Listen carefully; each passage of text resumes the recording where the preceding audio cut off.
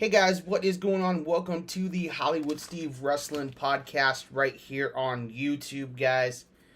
Make sure you guys are hitting that like button. Make sure you guys are hitting that subscribe button and ringing that bell for all notifications, guys.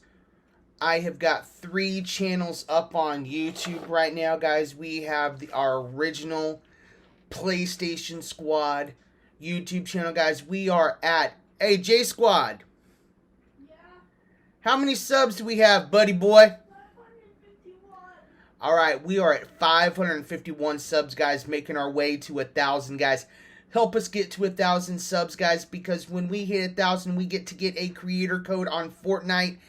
And we are gonna get, once we get to 1,000, we are shooting for 5,000 subs, guys. And we're just going to keep rolling from there, guys. So make sure you guys are hitting that subscribe button. Help us get to 1,000 subs, guys. We are on our way at 541. Also, guys, I got 619 Padres Talk. We'll be doing some Padres Talk coming up. And also this podcast, the Hollywood Steve Wrestling Podcast, guys. Like I said, make sure you guys are subscribing, guys. Make sure you guys are hitting that like button. Make sure you guys are hitting that subscribe button on all 3 channels, guys. And make sure you guys are ringing that bell for notifications, leaving you guys comments in the comment section down below, and sharing, guys. It really helps with the YouTube algorithm and gets us views, gets us subs, guys. So subscribe. Alright, we're going to just dive right into this here, guys. So, Monday Night Raw opens with the Judgment Day, interrupted by the OC. The first match then we get is Carl Anderson versus Finn Balor of Judgment Day. Balor picks up the win with a little help from Judgment Day. Then we get the Miz backstage and with Johnny Gargano, and the Miz is... Johnny is telling the Miz that he needs to tell the truth, whatever the truth may be, as the Miz is making his way out to the ring for his match. And his match is against none other than R-Truth, guys. That's right, R-Truth in North Carolina. That's right, North Kakalaki, North Carolina. Right, the home of none other than the Nature Boy Ric Flair and the home of wrestling, guys. So, before the match, actually, Miz comes out, makes up this fabricated truth, and R-Truth comes out. Johnny's out there with R-Truth. Johnny had interrupted the Miz and was like, just tell him the truth, Miz, and da-da-da-da-da-da-da-da. Well, Johnny later on during the Miz's match appears in the crowd dressed as Dexter Lumis, distracts the Miz. R-Truth picks up the win. Then Kathy Kelly was backstage with interviewing Candice LeRae. She's interrupted by Bayley and Damage Control, who take over the interview, shove the cameraman out of the way, and beat up Candice LeRae, injuring her shoulder. I don't know the status of that yet, but I'm sure we will find out on WWE.com. Then Elias and Matt Riddle were backstage talking about last week how Elias doesn't like anybody interrupting him, and how he was going to let it slide this time with Matt Riddle. And so we got that. And then the Alpha Academy shows up, interrupts them. And then we got a match set up for later. Chad Gable versus Elias. Then we got Austin Theory versus Mustafa Ali with Seth freaking Rollins on commentary. Theory had control for most of the match. After the ad break, though, Theory had control. Still pretty dominating the match. Pretty well dominating the match until he stopped to take a video with his phone. Ali hit an awesome dive to the outside, and an incredible tornado DDT. Austin Theory hit A-Town down after the distraction from Rollins. Post-match, Seth beat down Mustafa Ali. Then Ali jumped out of nowhere and attacked Rollins. Then the Miz confronted Johnny Gargano backstage. They talked, and then Gargano was interrupted by JBL and Baron Corbin. They talked about respect, and we got Corbin versus Gargano for later on. After the ad break, we got a video package of Bianca Belair versus Bayley. Next, we got Omos in a 4-on-1 handicap match. Omos obviously won that one, completely dominated that match. Then we got Chad Gable versus Elias. The match was pretty back and forth. Elias defeated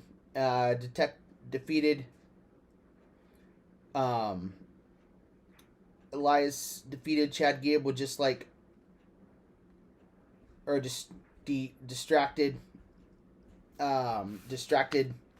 Gable just like Elias distracted Chad Gable just like Gable did to Elias. Otis pulled down the rope and Elias was dumped to the outside. Elias hit an awesome knee as Gable was coming out of a moonsault. Then Elias hit his finisher to pick up the win. Post-match, Otis attacked Elias. Matt Riddle came out to help Elias. Hit a bro to sleep on Chad Gable, then a floating bro on Gable and Otis. It was awesome. Then we got a recap of Carl Anderson and Finn Balor. Of the Finn Balor match earlier on in the night. And Finn was picking up and with Finn picking up the win. Next we got the OC backstage in the trainer's room, and Luke Gallows was talking to AJ and Anderson and saying that he would handle Rhea. After the break, the OC was back in the trainer's room again. Gallows came back after getting low blowed by Rhea, and so that apparently didn't work out too well for Luke Gallows. So yeah, good stuff. Then we got JBL came out and introduced Baron Corbin as the modern day wrestling god. As Johnny Gargano, his opponent, came out, JBL said that Gargano would be carrying his bags if it were the Attitude Era. Corbin had control of the match. After the break, Corbin was still in control. Corbin won. Bianca Belair was backstage with Kathy Kelly talking about the match against Bayley. And then we got into an ad break, and after the ad break, we got the Brock Lesnar and Bobby Lashley story. Basically just setting up for their match in Saudi Arabia at Crown Jewel. In lieu of their match in a week in Saudi Arabia. Johnny Gargano and Miz were backstage after the ad break. Miz gave Johnny a card that he didn't even sign for Candice, a get well card for Candice that he didn't even sign. But he did say to Gargano, let's talk about this like real men. And Johnny Gargano has said the only way to make things right was for Miz to tell the truth. And he said that if Miz did not tell the truth, next week Johnny Gargano was going to tell the truth. Then we got Bayley versus Bianca Belair. After the break, we got the announcement that next week, on the Halloween edition of Raw, Brock Lesnar will return to Raw. So we'll get Brock Lesnar back. And Brock has been on Raw. I mean, Raw and SmackDown more often than he normally is lately, guys. I mean, which is nice to see. We're getting that. It's nice to see the feud. That he's developing with Lashley, and but see a face, is he a heel? Don't know. Who knows, right? Who knows? But we shall soon find out. Then we got and then Bayley and Bianca. I mean, a ton of back and forth. I mean, you have two stellar athletes in Bianca Belair and Bayley. I mean, you know, they always go put on a show, right? So couple of the highlights. Belair hit a tope suicida from the ringside, from inside of the ring, and took out Bayley. And then when we got back from the ad break, Bayley regains control and suplexed Bianca from the apron to the announce table. And then Bayley slowed up the pace of the match a bit, you know, by with a few arm bars and things of that nature. Kind of slowed the match down. Then Bianca regains control, and the pace definitely picked up with Bianca hitting some pretty big moves. Bayley and Bianca rolled outside. They ended up by the timekeeper's area where Bayley tossed her. Then from there, Bayley dropped Belair right on her arm, which looked so nasty. It looked like. But I think Bianca's okay. Her arm seemed to be okay, which is good. And Bayley attempted to end the match by using Bianca's own move, the KOD, but Belair hit Bayley with their own move, the Bayley to belly for a 2.5 count, which would have been the ultimate insult, right? I mean, either one of those, either one of those would have been insult, right? Getting beat with your own move, that's always, when your opponent beats you with your own move, that's always a bad way to win, right? For the opponent to win, right? Bayley hit a Bayley to belly off the ropes for a 2. Then out of nowhere, I did not see this coming, guys. I did not see this coming. Nikki Cross. Yeah, you heard me. Nikki Cross. Okay? Not Nikki ASH. Nikki Cross, the psychopath. Psycho Nikki is back. Yes. Nikki Cross, the original Nikki Cross from Sanity, is back. And she is insane. What a way to end Raw with the return of Nikki Cross. I am happy that that Triple H has finally gotten rid of the Nikki ASH character and gotten us back to Nikki Cross. That's who she should have been all along. I love it. This women's division is absolutely getting incredible, guys.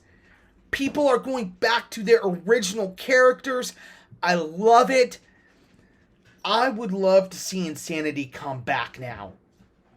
I would absolutely love that. Eric Young, Damo, as he's now called, but I'm forgetting his name in the who he was in WWE, guys. Comments, guys, down below. Let me know. Killian Dane. They need to bring Killian Dane back, Eric Young back, and Alexander Wolf, and reunite Insanity. Yes, they need to reunite Insanity. That would be absolutely bonkers. That would be cool. So, that was Raw. It was a decent episode. It was alright. It's alright. It's alright. It was alright. It wasn't, wasn't anything totally like, oh my gosh! Like, whoa! But it was pretty good. It was pretty good. I will say it was pretty good. It was a pretty good episode of Raw. Like I said, guys, let me know what you guys think in the comment section down below. Make sure you guys like this video. Make sure you guys hit that subscribe button. I am at 17 or 11 subs, guys, on this Hollywood Steve Wrestling podcast, guys. Help me get to 500, guys, and higher. Subscribe, guys. Ring that bell for notifications. Comment, share. Give this video a big old fat thumbs up, guys. Thanks for watching, guys. You guys can check out PlayStation Squad. You guys can check out J Squad's channel. What's your channel, J Squad? Oh. What's your channel? Tell everybody your channel. Elite Gamers. Check out Elite Gamers, guys. Check out PlayStation Squad. Check out 619 Potters Talk. And also, guys, on all those channels, make sure you guys like, share, and subscribe. Like, share, subscribe to this channel, guys. Thanks for watching. And remember, when you're Hollywood Steve, life is just too sweet.